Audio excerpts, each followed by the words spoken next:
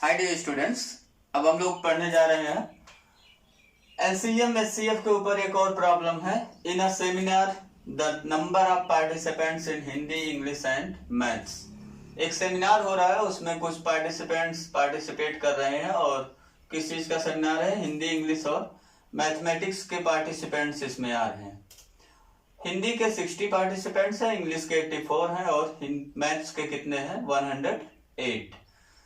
अब आपको क्या करना है, सेमिनार में जितने हिंदी, इंग्लिश और मैथ्स के पार्टिसिपेंट्स आए हुए हैं उनको आपको मिनिमम नंबर ऑफ रूम्स में बैठाना है। ठीक है, मिनिमम नंबर ऑफ रूम्स में बैठाना है। और बैठाने पे भी कंडीशन लगा हुआ है, ऐसा नहीं है minimum number of rooms required पूछ रहा है आपसे तो एक रूम में जो है 60 बैठा दीजिए, एक में 84, एक में 108। ऐसा नहीं है कि 3 रूम्स में ही एडजस्ट हो जाए। वो सब कुछ कंडीशन आपको दिया हुआ है, उस कंडीशन को आपको फॉलो करना है। लिखा हुआ है in each room the same number of participants are to be seated. पहला कंडीशन क्या है? ईच रूम में सेम नंबर ऑफ पार्टिसिपेंट्स बैठने चाहिए। ठीक है, अगर एक में 10 पार्टिसिपेंट्स बैठा रहे हैं तो 10 सारे रूम्स में होने चाहिए। और इसके साथ साथ दूसरा कंडीशन एक और है, and all of them being in the same subject. और कह रहे हैं कि जैसे एक रूम में अगर आपने 10 पार्टिसिपेंट्स ही बैठाया हुआ है तो वो 10 पार्टिसिपेंट्स या तो हिंदी के हो, या तो इंग्लिश के हो, या तो मैथ्स के हो। मतलब उसमें मिक्सअप नहीं करना आपको कि हिंदी वाले पार्टिसिपेंट्स को मैथ वाले के साथ बैठा दिया जाए जिससे झगड़ा शुरू हो जाए। ये सब आपको काम नहीं करना है। कहीं कहीं डेली लाइफ में भी ऐसे प्रॉब्लम हमें देखने को मिलते हैं। ऐसे प्रॉब्लम को सॉल्व करने के लिए हम लोग क्या करेंगे, यहाँ पे देखिए क्वेश्चन में लिखना कैसे इसका answer. In each room the same number of participants are to be seated. यहां से हम शुरू करेंगे। सिंस रिक्वायरमेंट क्या हमारे पास, in each room the same number of participants are to be seated and all of them being in the same subject, being in the same subject.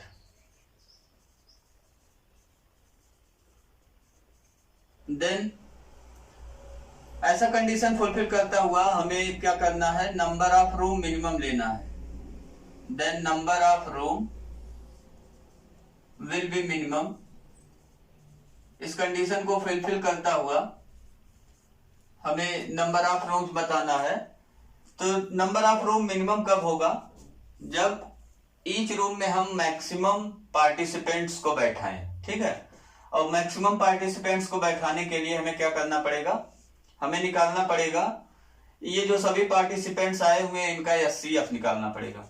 तो अब हम क्या लिखेंगे, number of room will be minimum if number of participants in each room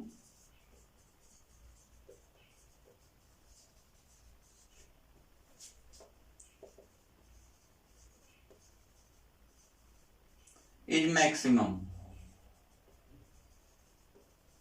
ठीक है, तो हमें क्या करना पड़ेगा, maximum number of participants each room में बैठाना पड़ेगा। इसके लिए हमें क्या करना पड़ेगा, ऐसा नंबर हमें चाहिए जो सभी नंबर्स को डिवाइड करे और मैक्सिमम हो। तो ऐसे केस में हमें क्या निकालना पड़ेगा, एचसीएफ। यहां से क्लियर है कि जो नंबर ऑफ पार्टिसिपेंट्स होगा, नंबर ऑफ पार्टिसिपेंट्स वो क्या होगा, मस्ट बी एचसीएफ ऑफ किसका किसका एचसीएफ लेंगे, 60, 84 और 108 का।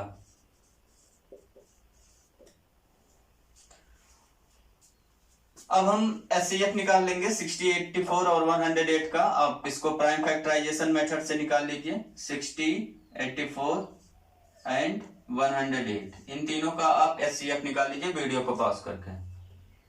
60 को एज ए प्राइम फैक्टर जब लिखेंगे हम तो क्या मिल गया हमें, 60 equal to 2 to the power 2 into 3 to the power 1 into 5 to the power 1। ऐसे 84 का प्राइम फैक्टराइजेशन करिए। 84 को हम क्या लिखेंगे अब, 84 equal to 2 to the power 2 into 3 into 7। और 108 का, 108 को लिखेंगे, 108 इक्वल टू हो गया 2 to the power 2 into 3 to the power 3। Therefore अब यहाँ से हम एचसीएफ निकाल सकते हैं तीनों नंबर्स का, HCF of 60, 84 and 108।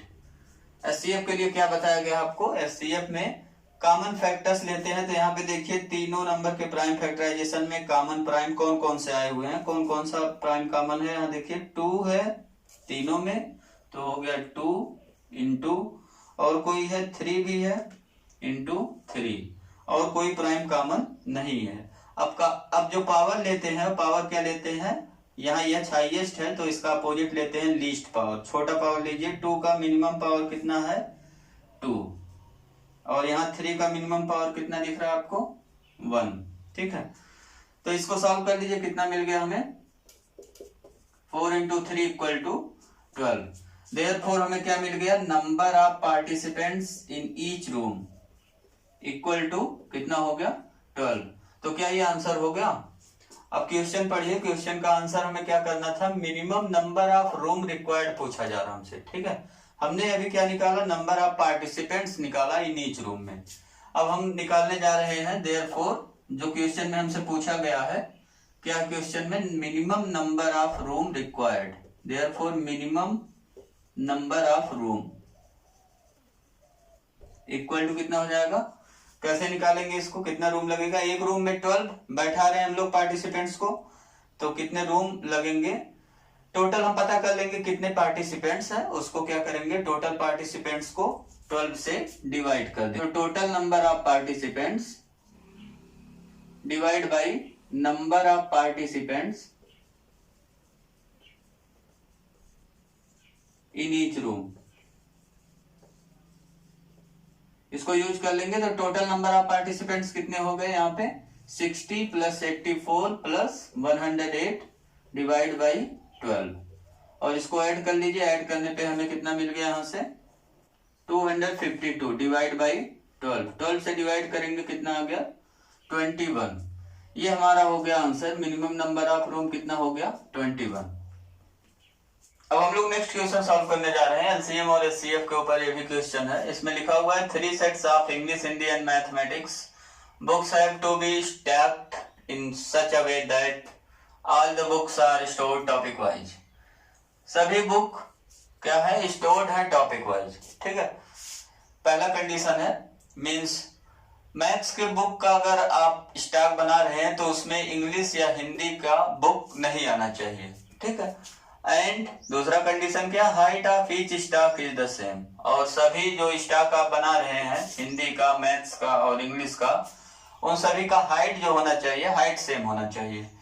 Different height नहीं कि एक बहुत बड़ा आपने स्टॉक बना दिया, एक छोटा स्टॉक बना दिया, ऐसे नहीं करना, आपको सेम हाइट के स्टॉक रखने हैं। अब यहाँ पे बुक्स हमें दिए हुए हैं, इंग्लिश का कितना बुक दिया हुआ है 96, और हिंदी का कितना बुक है 240, मैथ्स का बुक है 336। अब देखिए स्टॉक बनाने में हमें ये भी प्रॉब्लम आएगा कि अगर कोई बुक मोटी है, मीन्स थिकनेस उसका ज्यादा है, और कोई बुक जिसका थिकनेस कम है, तो हम स्टॉक बनाएंगे तो हाइट उसका क्या होगा, हाइट डिफर करेगा, और ईच स्टॉक में नंबर ऑफ बुक्स भी डिफर करने लगेंगे। इसलिए हमें क्या दिया हुआ है यहाँ पे, ऑल द बुक्स क्या दिया हुआ, आर ऑफ सेम थिकनेस, सभी बुक का थिकनेस आपको सेम दे दिया गया, जिससे जो आप स्टॉक बनाए उसमें नंबर ऑफ बुक्स सेम आए, नंबर ऑफ बुक्स डिफर ना करें। अब हमें क्या करना है, इसमें डिटरमाइन करना है number of stocks of English, Hindi and mathematics book. Hindi, English और मैथमेटिक्स बुक का कितना स्टॉक बना, ये हमें बताना है। तो इसको प्रॉब्लम को आप समझ गए होंगे, अगर नहीं समझे तो एक बार फिर से देखिए क्या क्या करना है हमें। हमारे पास प्रॉब्लम ये है कि हमारे पास 3 टाइप्स के बुक दिए हुए हैं, एक हिंदी और एक इंग्लिश का है और मैथ्स का। कुछ बुक दिए हुए हैं, इंग्लिश का 96 बुक है, हिंदी का 240 है और मैथ्स का है 336। अब कह रहे हैं कि इसका आप स्टॉक बनाइए। कैसे स्टॉक बनाना है, पहला कंडीशन कह रहे हैं कि all the books are stored topic wise, means math वाली बुक में इंग्लिश वाला या हिंदी वाला बुक नहीं मिक्सअप होना चाहिए। तो अगर कुछ लोग सोच रहे हैं कि मैथ की एक पूरी बुक एक स्टॉक बना दिया जाए, इंग्लिश का एक पूरा स्टॉक बना दिया जाए और हिंदी का एक पूरा स्टॉक बना दिया जाए, तो ऐसा करने में मैथ्स का जब स्टॉक बनाएंगे 336 बुक रखना है, तो आपको फिर लैडर या सीढ़ी उड़ी मार्केट से लेके आना पड़ेगा, रखने के लिए काफी मेहनत करना पड़ेगा। तो इसलिए इस मेहनत से बचाने के लिए आपको, कई लोग गिर उड़ जाएंगे उसी में, तो इस मेहनत से बचाने के लिए क्या करना पड़ रहा है, सेकंड कंडीशन ये लगाए हुए कि height of each stock is the same. असली प्रॉब्लम अब शुरू हुआ। अभी तक क्या था कि एक एक स्टॉक लगा देते, बड़ा सा लंबा सा चौड़ा सा हो जाता, लेकिन अब कंडीशन जो लगा यहाँ पे कि height of each stock same होना चाहिए, यहाँ से प्रॉब्लम शुरू हो गया कि अब तीनों बुक का जो हाइट होना चाहिए स्टॉक का वो सेम हो। ठीक है, ऐसे में तब तो एक मैथ वाली बुक जो इतनी ज्यादा है वो बहुत ऊंची हो गई, हाइट उसका ज्यादा हो गया, और सब बुक का स्टॉक हाइट कम हो गया। तो ऐसा नहीं करना, अब हाइट सबका हमें स्टॉक का सेम रखना है। तो इसके लिए कुछ लोगों के माइंड में ये जा रहा होगा, जब हम जैसे कुछ लोग आर डी शर्मा मैथ की पढ़ते होंगे, कुछ लोग एनसीईआरटी पढ़ते होंगे, तो आर डी शर्मा इतनी मोटी या एनसीईआरटी इतनी पतली थी, एनसीईआरटी का अलग स्टॉक बना रहे हैं, आर डी शर्मा का अलग स्टॉक बना रहे हैं, हाइट सेम रख रहे हैं। तो एनसीईआरटी वाले बुक में, तो एनसीईआरटी वाले स्टॉक में ज्यादा बुक आएगा या आर डी शर्मा वाले स्टॉक में ज्यादा बुक आएगा, दोनों की अगर हाइट सेम है। तो आप देखेंगे कि हाइट अगर सेम रखा जाए दोनों का, तो एनसीईआरटी वाले स्टॉक में हमारे पास ज्यादा बुक आएगा। तो ऐसे प्रॉब्लम से बचने के लिए क्या किया गया है, कह रहे हैं कि सभी बुक का जो थिकनेस है, ठीक है, वो सेम है। ऐसा नहीं है कि कोई बहुत मोटा है कोई बहुत पतला है, ऐसा बुक हमारे पास नहीं है, सभी का थिकनेस सेम है। ठीक है, ये तो है प्रॉब्लम हमारे पास। अब हमें पता करना है कि ऐसा हिंदी, इंग्लिश और मैथ्स का कितना स्टॉक हम बना पाएंगे, उसको सबको अलग अलग आपको बताना है। प्रॉब्लम समझ गए? अब आइए इसका सोल्यूशन देखते हैं, कैसे इसको सॉल्व करेंगे। इसको सॉल्व करने के लिए एक चीज आपके समझ में आ गया होगा अब तक कि हाइट सबका सेम रख रहे हैं। ठीक, हाइट सबका क्या है, सेम, और थिकनेस भी बुक का सेम है। तो जो एक स्टॉक में जितने बुक होंगे, नंबर ऑफ बुक्स, उतना ही सेम नंबर ऑफ बुक्स दूसरे स्टॉक में भी होगा। ठीक है, अब यहाँ जो कंडीशन लगा हुआ है स्टोर टॉपिक वाइज में, तो मैथ वाले स्टॉक में हम हिंदी इंग्लिश का मिला नहीं पाएंगे, इसलिए अब हमें कैसा नंबर चाहिए स्टॉक बनाने के लिए, हमें एक ऐसा नंबर चाहिए स्टॉक बनाने के लिए जो 96, 240 और 336 तीनों को क्या करे, डिवाइड करे। ठीक है, और वो क्या हो, लार्जेस्ट हो, क्योंकि 1 भी इन तीनों को डिवाइड कर रहा, तो ऐसा तो है नहीं कि एक एक बुक का स्टॉक बनाएंगे। ठीक है, तो लार्जेस्ट नंबर हमें चाहिए जो इन तीनों नंबर्स को क्या करे, डिवाइड। तो वो जो लार्जेस्ट नंबर हमें मिलेगा उतने ही नंबर ऑफ बुक्स हमें ईच स्टॉक में मिलेंगे। ठीक है, तो इसका आंसर कैसे लिखना, हमें आंसर लिखने के लिए स्टार्ट कहां से करेंगे, लिखेंगे इन ऑर्डर टू अरेंज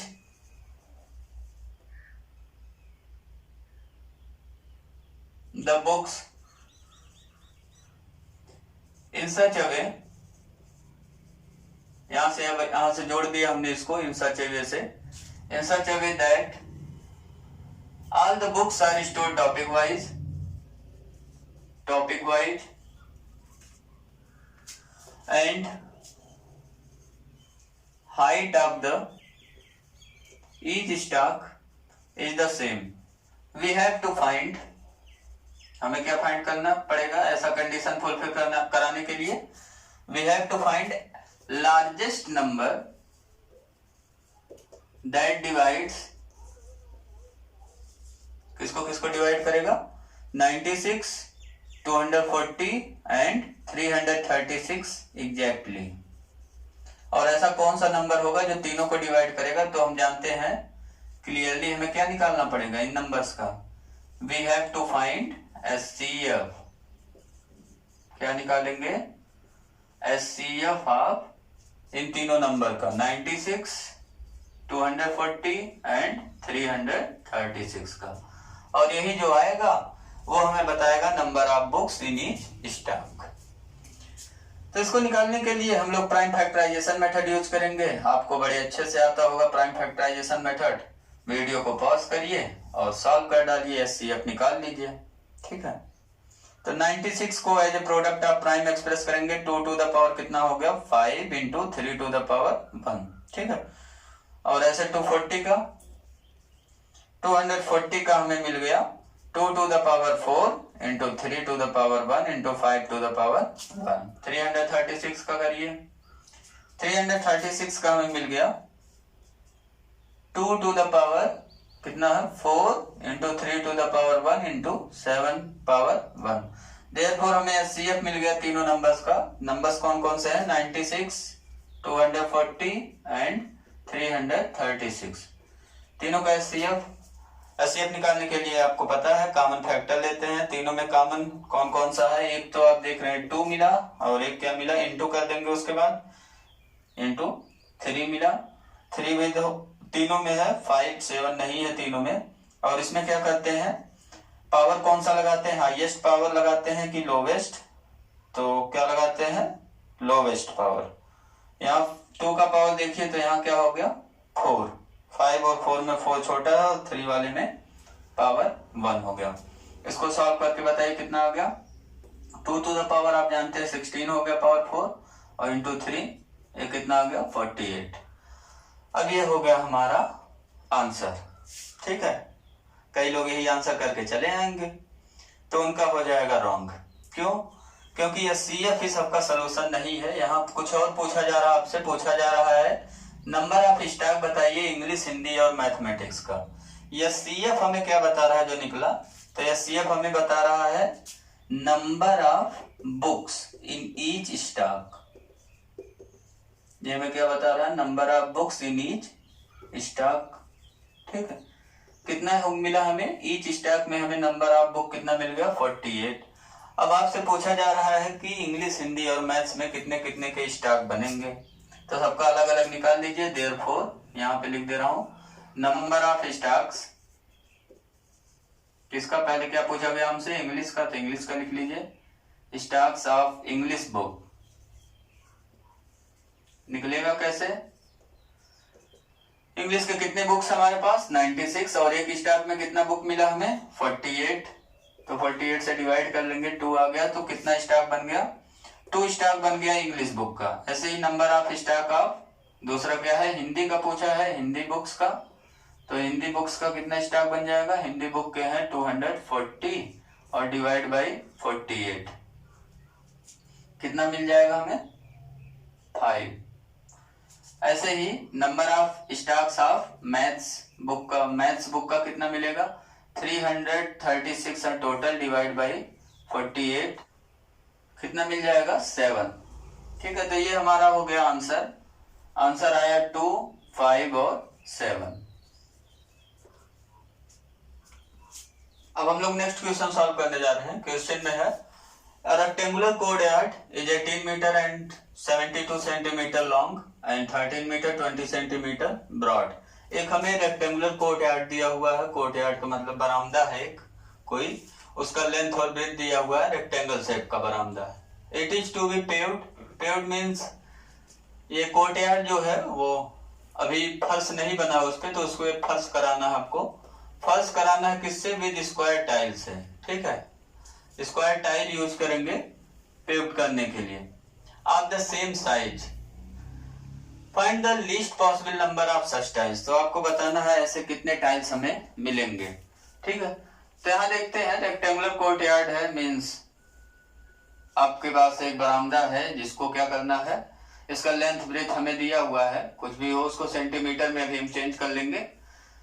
तो इसको क्या करना है, इसको पेव्ड करना है, मींस फर्श बनवाना है आपको, यहाँ पे कुछ पैसा खर्च करना है और आप लगवाना चाहते हैं स्क्वायर टाइल्स। ठीक है, क्या लगाना चाहते हैं इस पे स्क्वायर टाइल्स लगवाना चाहते हैं, सेम साइज के सब हो, कोई छोटा बड़ा स्क्वायर टाइल्स नहीं। आपको चाहिए least possible number of such tiles. तो आप मार्केट से खरीद के लाना चाहते हैं, कम से कम टाइल्स खरीद के लाना पड़े हमें। तो आप बताइए कितने टाइल्स ऐसे लगेंगे। तो least number of such tiles कब लगेगा, कम से कम टाइल्स कब आपको मार्केट से खरीद के लाना पड़ेगा, जब टाइल्स का साइज बिगर हो, है ना। जब टाइल्स क्या हो बिगर साइज का हो, बड़े साइज का, तो कम टाइल्स यूज होगा यहाँ पे पेव्ड करने में, पक्का बनाने में इसको।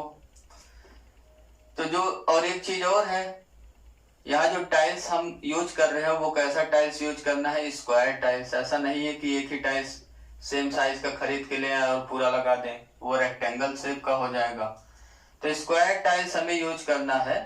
अब देखिए अगर स्क्वायर टाइल्स हमने लगाना स्टार्ट किया और यहाँ पे कंडीशन है कि सेम साइज के सभी लेने हैं, हमने इसका एज कुछ मान लिया, मान लीजिए एज क्या है, स्क्वायर टाइल्स का एज x है, ठीक है। तो ये हम देख रहे हैं कि x लेंथ को क्या करेगा, अगर एग्जैक्ट नंबर ऑफ टाइम्स आप लगाना चाहते हैं इसको टाइल्स को, तो क्या करेगा, इसका जो स्क्वायर टाइल्स का जो एज होगा वो लेंथ को कंप्लीटली डिवाइड करेगा, और सेम ऐसे ही ये क्या करेगा, जो एज होगा स्क्वायर का वो ब्रेथ को भी कंप्लीटली डिवाइड करेगा। तो एज हमारा जो स्क्वायर टाइल्स का होगा वो ऐसा नंबर होगा जो लेंथ और ब्रेथ दोनों को क्या करे, डिवाइड करे। एक बात तो क्लियर है। और दूसरा, अब लीस्ट चाहिए हमें टाइल्स का नंबर्स, तो इसके लिए क्या होना चाहिए, ये जो एज का लेंथ होना चाहिए वो मैक्सिमम होना चाहिए। जितना ज्यादा एज का लेंथ होगा उतने ही कम टाइल्स यूज होंगे, ठीक है। तो हमें क्या करना पड़ेगा, एज निकालने के लिए स्क्वायर टाइल्स का हमें क्या करना पड़ेगा, लार्जेस्ट नंबर लेना पड़ेगा जो इन दोनों नंबर्स को मींस लेंथ और ब्रेथ को क्या करे, डिवाइड करे। और लार्जेस्ट नंबर क्या होता है हम जानते हैं, एचसीएफ हमें निकालना पड़ेगा लेंथ और ब्रेथ का। तो इसको सॉल्व करने जा रहे हैं हम लोग। तो जब एचसीएफ निकल जाएगा तो एचसीएफ क्या हमें बताएगा, एचसीएफ ही हमें बताएगा edge of square tiles. Each square tiles का एज मिल जाएगा, उसके बाद हम लोग निकाल लेंगे नंबर ऑफ सच टाइल्स, कितने टाइल्स हमें मिलेंगे। तो स्टार्ट करते हैं। यहाँ डायमेंशन ऑफ रेक्टेंगुलर कोर्टयार्ड लिखा हुआ है, उसको लिख लीजिए। Dimension of rectangular courtyard,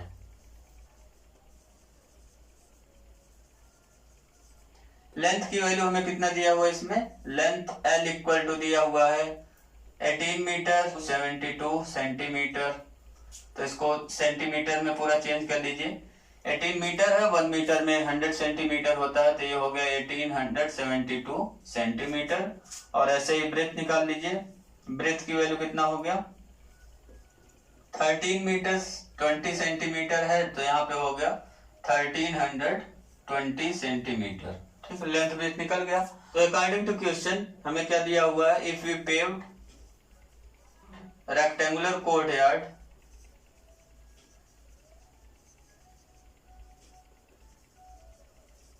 with square tiles of the same size, then number of such tiles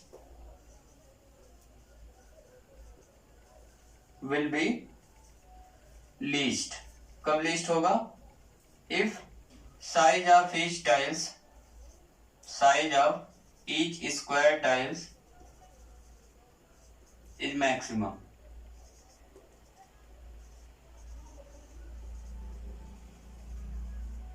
तो अगर साइज मैक्सिमम होगा स्क्वायर टाइल्स का, तो हम कहेंगे कि हमें कम से कम टाइल्स लगाना पड़ेगा। Therefore edge of each square tile वो क्या होगा, लार्जेस्ट होगा,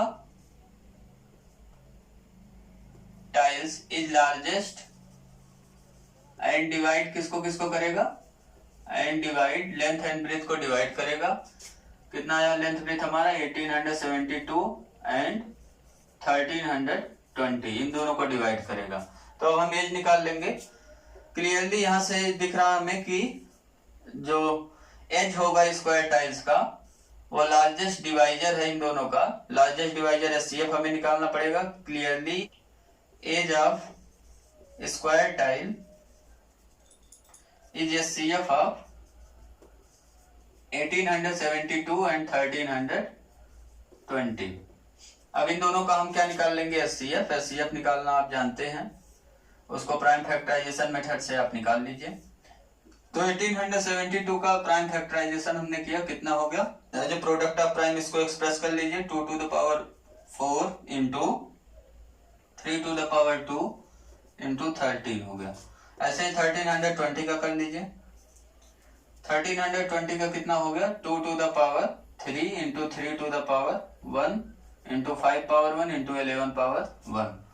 तो यहाँ पे एचसीएफ दोनों का क्या हो गया, एचसीएफ में हम जानते हैं क्या हमें लेना पड़ता है, कॉमन फैक्टर्स, कॉमन फैक्टर ले लीजिए। 2 हो गया और 3 दो ही कॉमन फैक्टर है इसके पास। 2 to the power कितना लगाएंगे, मिनिमम वाला 3, और 3 का पावर मिनिमम लगाइए 1। यह हो गया हमारा एचसीएफ। इसको मल्टीप्लाई कर लीजिए, 8 इंटू 3 इक्वल टू कितना आ गया, 24 और ये किस में आ गया हमारा सेंटीमीटर में। ठीक है, देयरफॉर ये जो SCF निकला वो हमारा क्या निकल गया, SCF ही हमें क्या बताएगा, edge of square tiles. Therefore edge of each square tiles कितना हो गया, 24 सेंटीमीटर। अब हमें क्या निकालना है, number of such possible tiles. तो हम निकाल लेंगे therefore number of such possible tiles कितना हो जाएगा, number of possible tiles equal to, ये कैसे निकलेगा, पूरा जो हमारा रेक्टेंगुलर कोर्टयार्ड है उसका एरिया निकाल लेंगे, एरिया ऑफ कोर्टयार्ड, उसको किससे डिवाइड कर देंगे, divide by area of each tile से। ऐसा क्यों कर रहे हैं, क्योंकि एक टाइल्स रखेंगे रूम में, जैसे यहीं पे अगर टाइल्स लगाना है तो एक टाइल रखने से इसका कुछ पोर्शन कोर्टयार्ड का कवर होगा, ऐसे सारे टाइल्स मिल करके इस कोर्टयार्ड को कवर कर लेंगे। तो एरिया ऑफ टोटल कोर्टयार्ड उसको किससे डिवाइड कर देंगे, एरिया ऑफ ईच टाइल से डिवाइड कर देंगे। तो एरिया ऑफ कोर्टयार्ड कितना हो जाएगा, यहाँ लेंथ इंटू ब्रेथ लगाना पड़ेगा, 1872 इंटू 1320, लेंथ इंटू ब्रेथ लग गया यहाँ पे, divide by area of each tiles. Tiles कैसा है हमारा, स्क्वायर टाइल्स है, तो स्क्वायर टाइल्स के लिए क्या करना पड़ेगा, साइड का स्क्वायर, यहाँ फार्मूला यूज करेंगे 24 इंटू 24। ये देखिए सेंटीमीटर स्क्वायर में हो गया, ये भी सेंटीमीटर स्क्वायर में हो गया, तो यूनिट कैंसिल हो गया, हमें एक नंबर मिल जाएगा और वो नंबर बताएगा पॉसिबल टाइल्स का। इसको डिवाइड कर लीजिए, तो इसको डिवाइड करेंगे 24 को, इससे कैंसिल करेंगे कितना आ जाएगा 78 टाइम्स, और इसको कैंसिल करेंगे तो कितना हो गया 55। 78 इंटू 55 कर लीजिए आप, मल्टीप्लाई करेंगे तो कितना हमने मल्टीप्लाई किया हुआ है 4290, ये हमारा आंसर हो गया। तो 4290 टाइल्स यूज हुआ, इसका आंसर कर दीजिए। अब आंसर हमारा क्या हो गया 4290 टाइल्स इतना यूज हो गया इस किसको बनाने में, रेक्टेंगुलर कोर्टयार्ड को पैक्ट करने में। नेक्स्ट क्वेश्चन आपके लिए होमवर्क है, इसका स्क्रीनशॉट ले लीजिएगा। The size of the bathroom is 10 feet by 8 feet, ये दिया हुआ हमें, लेंथ और ब्रेथ दिया हुआ है। आपसे पूछा जा रहा है कि साइज इन इंचेस क्या होगा टाइल्स का, required that has to be cut and how many such tiles are required. तो यहाँ पे देखिए कह रहा है स्क्वायर मार्बल टाइल्स है और आपको ये लगाना है लार्जेस्ट पॉसिबल साइज का। तो हम क्या करेंगे, यहाँ पे इसका निकाल लेंगे SCF, इन दोनों का SCF निकाल लेंगे, आएगा कितना 2 फीट आएगा, और उसको इंच में चेंज करना है तो हम जानते हैं 1 फीट में कितना इंच होता है 12 इंच, तो आ जाएगा आपका आंसर 24। वो हमें बता देगा size of tiles in inch में, और नंबर ऑफ टाइल्स निकालना होगा। तो एरिया ऑफ बाथरूम को किससे डिवाइड कर देंगे, एरिया ऑफ 1 टाइल्स है। ठीक है, आंसर आ जाएगा 20 टाइल्स।